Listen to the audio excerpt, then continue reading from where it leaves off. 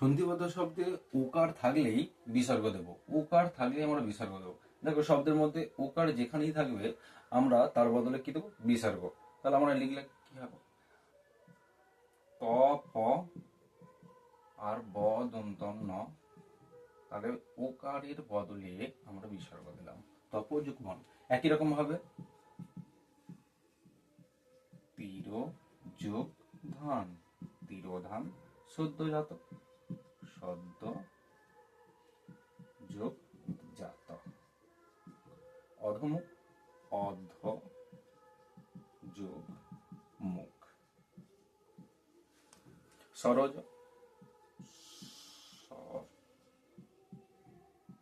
যোগ জ। পুরোহিত, পুর যোগ হিত। সরোবর, সর যোগ বর।